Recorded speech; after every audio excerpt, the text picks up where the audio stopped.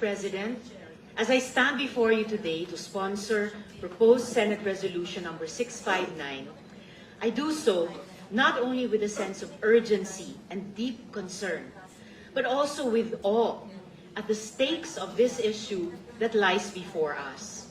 The reckless, unrepentant, and continuous incursion of Chinese vessels into the heart of the West Philippine Sea strikes at the very core of our nation's sovereignty, the integrity of our country's maritime zones, and the rights of our people. Alam ko po na may mga agam-agam, may mga tanong tungkol sa resolusyon na hindi pa tuluyang nasasagot. Kaya ba nating tumindig sa China? Kaya ba nating kalabanin muli ang isang dambuhalang bansa? Ano ang kailangan nating paghahanda? Ano ang nakataya?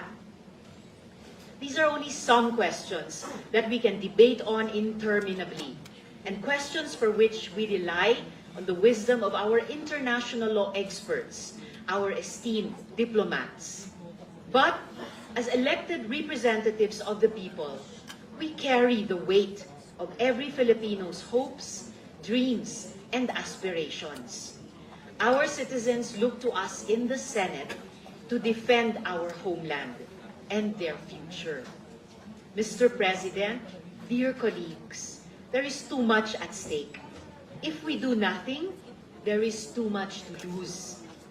The Bureau of Fisheries and Aquatic Resources estimates that 324,312 metric tons of fisheries products were harvested from the West Philippine Sea in 2020, 7% of our total production that year. In terms of energy resources, a U.S. Geological Survey report estimates that there are 28 billion barrels of oil and 266 trillion cubic feet of natural gas in the South China Sea, much of it in the Recto Bank, well within our exclusive economic zone. China knows this. The China National Offshore Oil Company thinks that the area contains even more energy, 125 billion barrels of oil, and 500 trillion cubic feet of gas. Enough energy to power a bright future for our children and our children's children. Perhaps energy enough for all the competing claimants in the region. These are only the tangible economic stakes, Mr. President. The inherent value of asserting a rules-based order in international law is priceless. A guaranteed defense of predictability and stability for weaker states like the Philippines. Mr. President, considering these stakes, considering all that we stand to lose, I maintain that there is no other option but to stand united behind the Philippine victory in The Hague and in opposition to the illegitimate territorial claims embodied in the so-called 9-dash line. Just last month, Chinese vessels attempted to interdict a resupply mission to the BRP Sierra Madre. Brigadier General Charlton Sian Gerlan, Deputy Chief of Staff of the AFP, stated that the Chinese Coast Guard has also harassed similar resupply missions to the Kalayaan Island group. If we are not careful, this could lead to a repeat of the Panatag Shoal incident, in which the Chinese government chose to use naked force to unlawfully occupy a maritime feature rich in fisheries resources, a mere 190 nautical miles from Luzon and well within our exclusive economic zone. Hahayaan ba nating gutumin hanggang sa mamatay ang ating mga tao bago pa tayo kumilos? This is an issue that transcends politics and partisanship. And indeed, several of you, my dear colleagues, have already spoken out against the Chinese government's flagrant disregard for the norms and conventions of international law. Hindi naman po bago ang Senado na manindigan para sa Pilipinas. In veteran journalist Marites Vitug's book, Rock Solid, she shared how former members of this august body contributed to our decades-long fight for these disputed waters, so critical to our country's future. Kasama na dito ang yumaong si Senador Rodolfo Biazon, na isa sa mga unang tumayo para sa ating soberanya. Guided by our predecessors, we have the responsibility to use all available platforms and all tools of statecraft at our disposal to assert our rightful claims.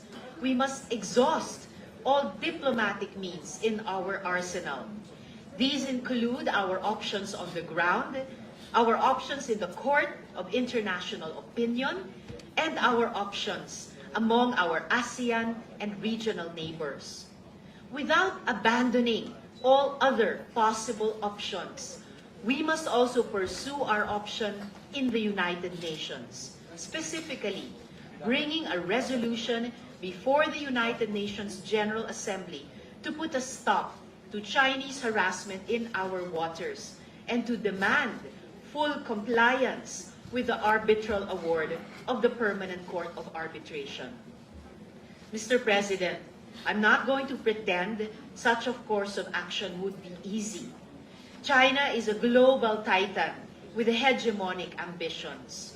And the Chinese government has also shrewdly pursued a policy of leveraging its economic might to secure international influence.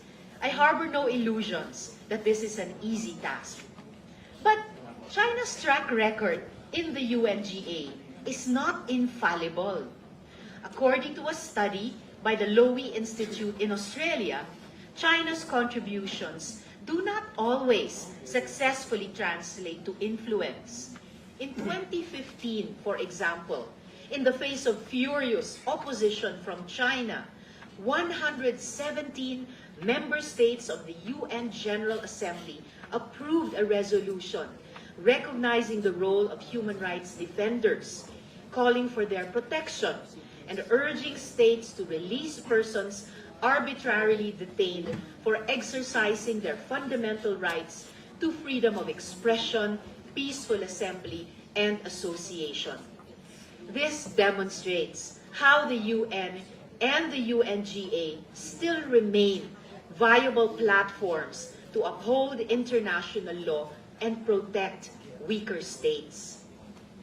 And now that our country has received a snowballing of support for our lawful claims in the West Philippine Sea, now that we are at an optimal juncture to call on more nations to rally behind our cause, now is the time to push for this course of action. Just last month, 16 member countries of the European Union issued a statement reaffirming their support for the 2016 ruling of the Permanent Court of Arbitration, recognizing our nation's rights over the West Philippine Sea. Recently, India distanced herself from her partners in the BRICS by issuing a joint statement with the Philippines, stressing a shared interest in a free, open, and inclusive Indo-Pacific region.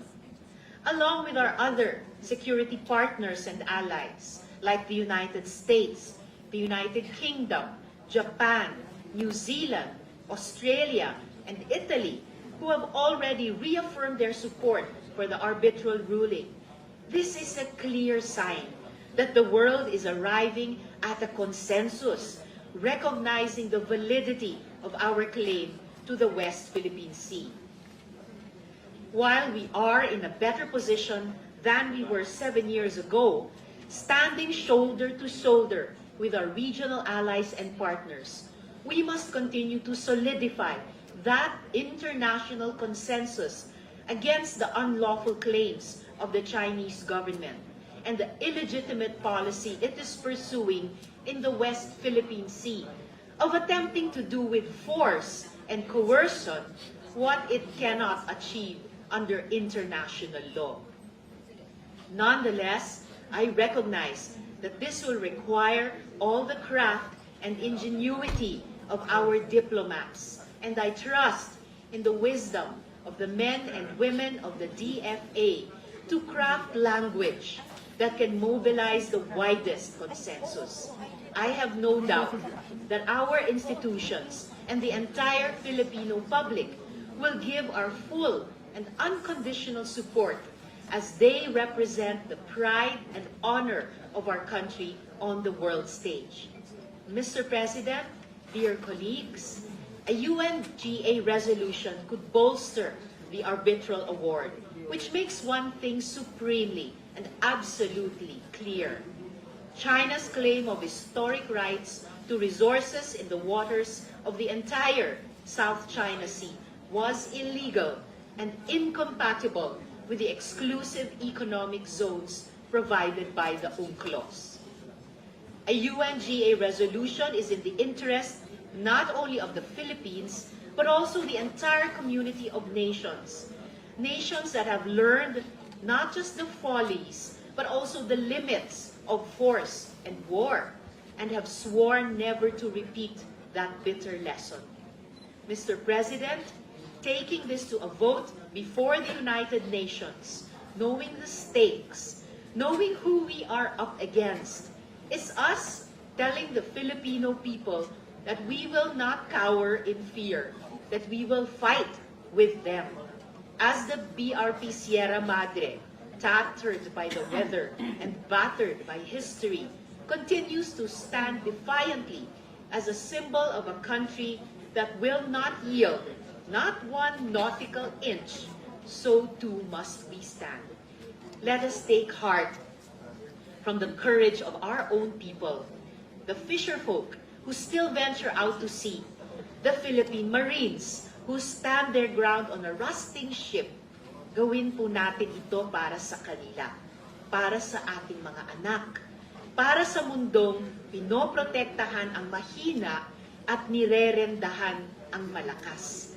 At higit sa lahat, para sa minamahal nating Pilipinas. Mabuhay, Mr. President, o daghang salamat. Bunyog, bunyog, halikan na kasama ka. Bunyog, kapag buklod ay may pag-asa. Luzon, Visayas, Mindanao, isa ang pananaw.